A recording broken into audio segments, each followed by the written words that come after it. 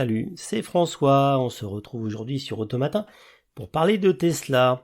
Les chiffres des immatriculations du premier semestre sont tombés et s'agissant de Tesla et de son seul modèle 3, on constate que Tesla, avec le modèle 3, est en tête et fait les meilleures ventes de véhicules électriques sur le premier semestre et même immatricule près de 5000 véhicules. En juin, on sait, enfin en tout cas ceux qui suivent un petit peu savent que les fluctuations mensuelles des ventes de Tesla sont un petit peu chaotiques parce que c'est en fonction des livraisons et des bateaux qui arrivent.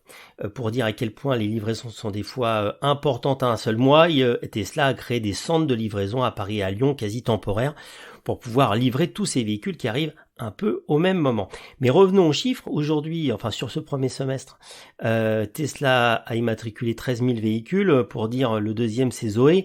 Et surtout pour avoir un produit comparable. Si on compare à l'ID3 a immatriculé 2500 véhicules. 13 000 contre 2500, c'est quand même assez impressionnant. Et on regarde aussi que l'ID3 est peut-être un petit peu, c'est un petit peu compliqué, parce qu'on voit qu'un Hyundai Kona électrique, qui est un bon produit, il matricule lui aussi 2500 véhicules.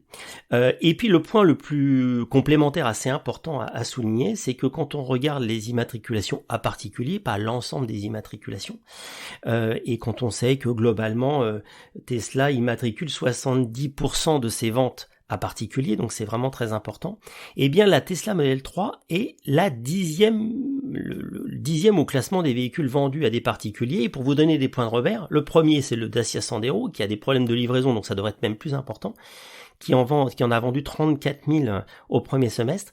Il s'est vendu 9 400 Model 3 au premier semestre, donc c'est quasiment, c'est 10%, et c'est autant qu'une Twingo par exemple, ce qui est quand même assez passionnant et assez important. Tout ça pour dire que la nouveauté aussi qui est complétée tout dernièrement, c'est que tout ça c'est des modèles 3 qui sont des berlines, qui ne sont plus obligatoirement ce qui se vend de façon le plus importante, et Tesla a annoncé que malgré les problèmes de lancement de l'usine allemande qui a repoussé le lancement du modèle Y, donc la version SUV de la modèle 3 en Europe, eh bien ils vont exporter de Chine des modèles Y fabriqués en Chine pour l'Europe, pour livrer en temps et en heure, entre guillemets, ça fait quand même beaucoup de retard.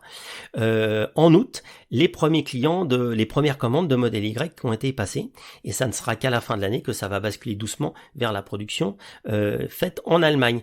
Donc c'est aussi pour dire que ça sera très intéressant de voir les volumes qui vont être faits par le modèle Y quand il sera livrable, parce qu'aujourd'hui la modèle 3 est quand même un produit berline qui n'est plus le cœur de marché, et qu'avec un SUV, les choses devraient quand même grandiosement changé. Et puis on verra aussi un petit peu ce qui se passe avec Volkswagen avec son ID4. En termes de livraison, ça donnera aussi une tendance de l'écart entre un SUV et la berline de la même taille et de la même plateforme. Mais en tout cas, Tesla n'est pas mort. Rappel aussi, c'est qu'ils annoncent avoir livré près de 200 000 Tesla Model 3 sur le semestre, ce qui fait que ça pousse quand même un peu de tous les côtés de ce côté-là. En tout cas, c'est à suivre, même si comme d'habitude, Tesla fait beaucoup d'effets d'annonce et a toujours un peu de retard, ils sont quand même largement en tête.